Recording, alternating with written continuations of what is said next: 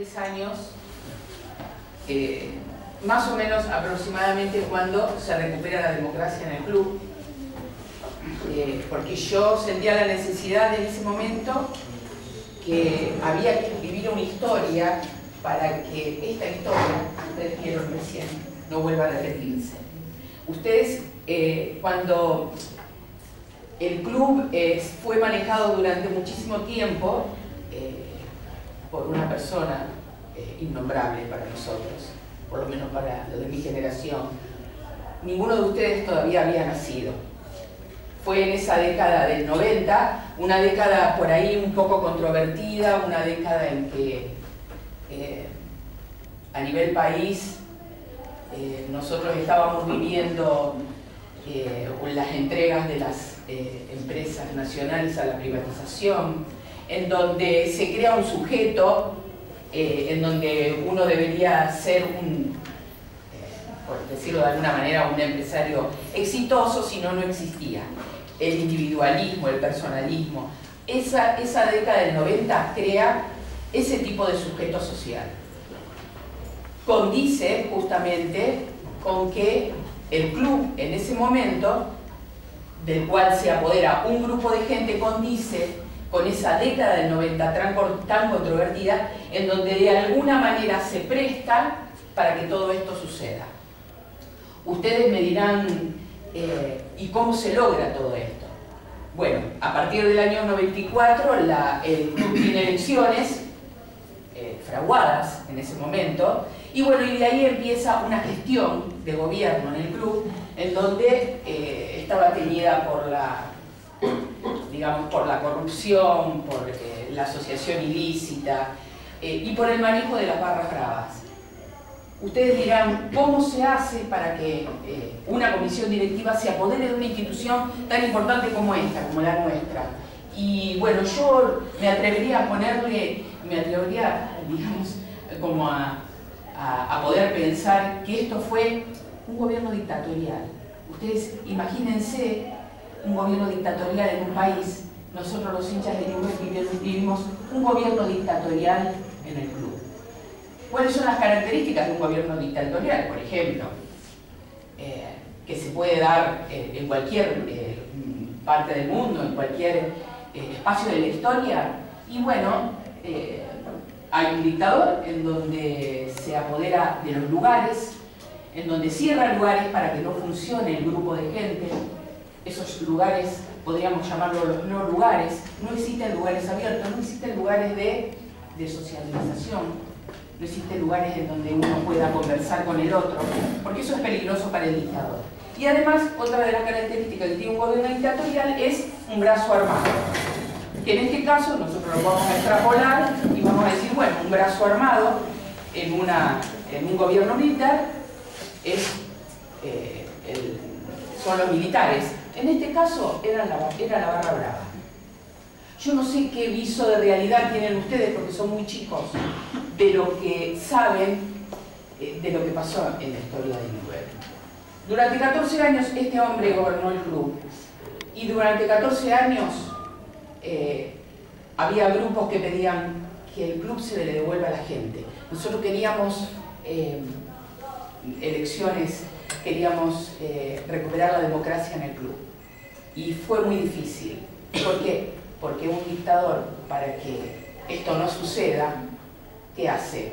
Se apodera del miedo de la gente. Ustedes me dirán, ¿qué hicieron ustedes, los de mi generación, durante 14 años que no pudieron recuperar el club? Y bueno, justamente, eso es una deuda pendiente para con nosotros. No pudimos recuperar el club, no lo podíamos, porque cada uno tenía familia, porque cada uno tenía un trabajo, cada uno tenía un hogar, amigos. Y meterse con el club, meterse con el presidente en ese momento era meterse con un grupo armado, de alguna manera, porque manejaba a gusto y placer todas las instalaciones del club. Yo no sé si ustedes tienen alguna información sobre esto. Sucede que durante esos 14 años, y si ustedes son algunos asiduos asistentes a los parrilleros, pasar por el club y ver los parrilleros, los yuyos estaban de este tamaño, o sea, los parrilleros no estaban. el club totalmente tomado por esta gente. Uno Estaba podría sin ir... uso. ¿Cómo? Estaba sin uso. ¿Cómo? Estaba sin uso. Exactamente. Uno no le podía dar el uso que le corresponde por derecho propio. Fue cerrando todos los espacios, pero no solo eso, sino que fue dejando caer las instalaciones del club. El club cuando él se fue, se encontró en un estado realmente paupérrimo, una cosa muy triste. Fue entrar al club luego de haberlo recuperado. Entonces yo dije, esta recuperación del club para los socios es una historia que tiene que ser contada. Es una historia que todos tenemos que apropiar ¿para qué esto? Para que no pase más, para que no ocurra nunca más. Después de 14 años, en el año 2008, se vuelve a votar libremente, democráticamente, por un derecho propio que nos corresponde. Vuelve la democracia al club. Entonces dije, esta historia merece ser contada, no por mí, sino a través de mí, a través de la gente que tomó partido en esa patriada, ¿no? Por decirlo de alguna manera, porque las calles de Rosario en el año 2005, 2006, 2007 eran marchas pidiendo democracia en el club. Tampoco era segura las marchas. He ido a las marchas y las barras que firmaban o por ahí sufrías alguna amenaza para que no participemos en esas marchas, ni tampoco participemos de los reclamos. Entonces dije, bueno, vamos a juntar para escribir esto y para que quede escrito y para que la gente lo sepa, vamos a juntar a algunos integrantes de esos reclamos. Entonces dije, bueno, vamos a entrevistar a algunos de los que participaron y que me cuenten la historia. Desde mi disciplina, que es la antropología, la historia no la cuento yo, la historia me la cuenta la gente. Y después, bueno, se hace algún tipo de reflexión y algún tipo se sacará algún tipo de conocimiento respecto de eso. El libro son testimonios de gente que participó en la recuperación del club. No todos, porque son miles, hay algunos pocos. Pero a mí me bastó como para que esta historia la conozca todo Rosario, y más allá de eso también, y todo el país. A mí esto de andar contándoles qué pasó me parece que ya es como muy obvio. A mí me gusta más la interrelación, me gusta más que ustedes me pregunten, que necesito que por ahí se pongan a leer el libro porque está bueno, no es un libro convencional, son historias de vida que están muy buenas leerlas. Entonces, a mí me gusta más la interrelación, me gusta más la opinión de ustedes que la opinión mía, que está acá en el libro, no van a saber más. Y si algunos tenían conocimiento de toda esta historia que atravesó el club, ¿no? Porque de alguna manera lo más triste para una persona no es que se adueñen de su dinero, lo más triste para una persona es que se adueñen de su pasión y de su dignidad. Y para mí Newbery es pertenencia, es identidad, es pasión y es dignidad. Y porque está contada mi propia historia también, que tiene mucho que ver con el club. Si les interesa saber algo, les puedo llegar a contestar alguna duda, alguna cosa. Sí. ¿Cómo te sentiste cuando lo hiciste? Lo que pasa es que esto está escrito, es muy difícil decir cómo me sentí yo, porque esto está escrito es muy pasional. Esto está escrito con el corazón. Acá hay un poquito de mi propia historia, que tiene que ver con mi padre, también muy vinculado al club, y tiene que ver con la historia de la gente que participó y que fue responsable y que se hizo cargo de la recuperación del club. Me sentí muy bien. Esto superó ampliamente mis expectativas. ¿Cómo te liberaba? ¿Cómo? ¿Te liberaba de todo lo que tenía que decir? Yo creo que nos liberaba a todos un poco de lo que había que decir. Yo creo que necesitamos de alguna manera desahogarnos, ¿no? Creo que de alguna manera necesitamos contar lo que pasó y contarlo tal cual. Tal cual, chicos. Mire, los testimonios que hay en este libro son un reflejo fiel de todo lo que me ha contado la gente y es una transcripción, tal cual de todo lo que vivió esa gente. Y chicos que en ese momento tenían por ahí algunos la edad de ustedes. Así que bueno, me sentí muy bien, superó mis expectativas, recorrió el país. Hay mucha gente en Europa que tiene este libro, muchos referentes nuestros. ¿Es el primero que escribiste? Este es el segundo. Esta es la segunda edición. La primera edición,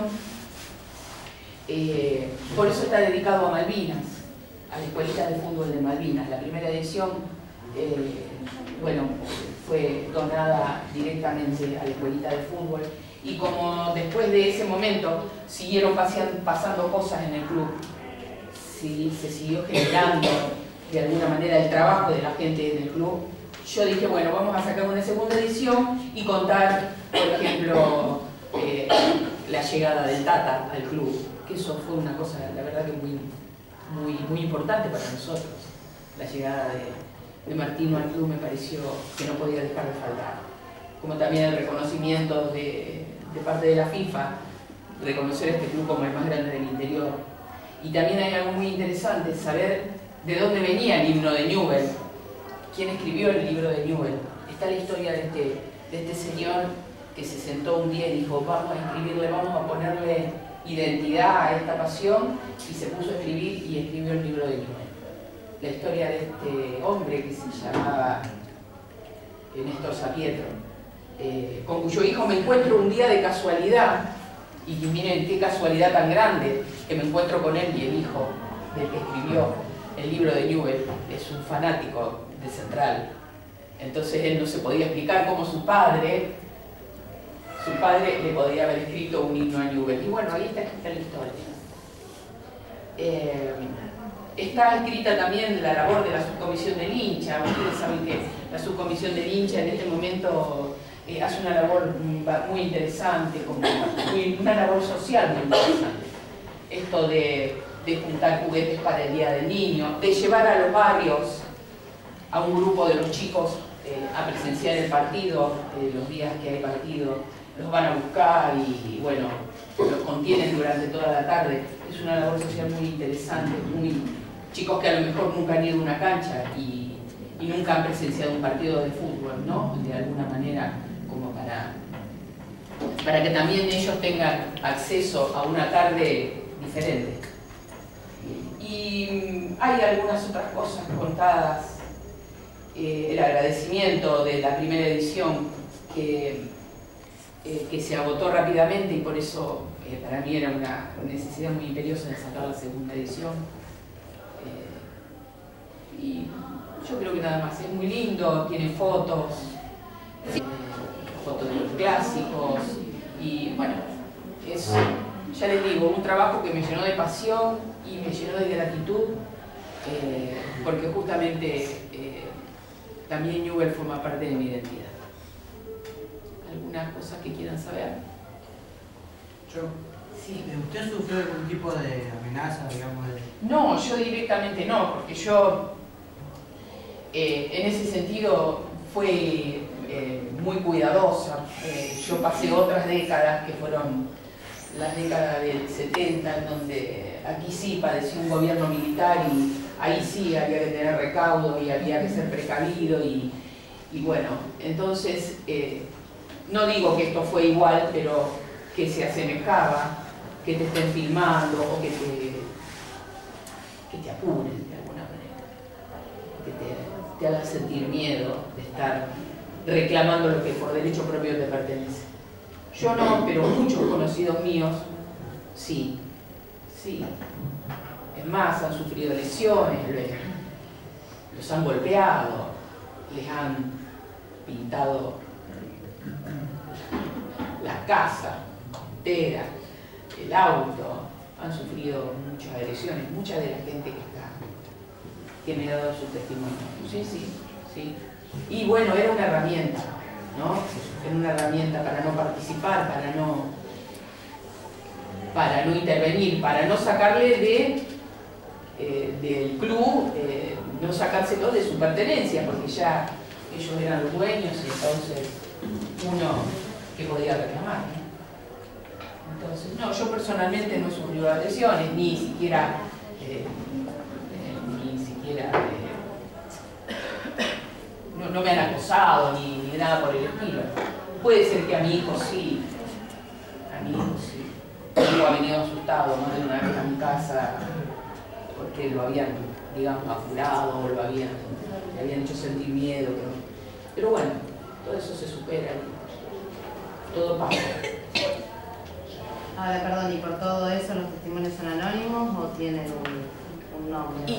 Y bueno, eso era bastante obvio. decidió... Sí, eso era bastante obvio, que quien... Yo no quiero ser un poco más drástica, pero nosotros sabemos que hubo muchas muertes durante todo ese periodo que ni siquiera se han investigado.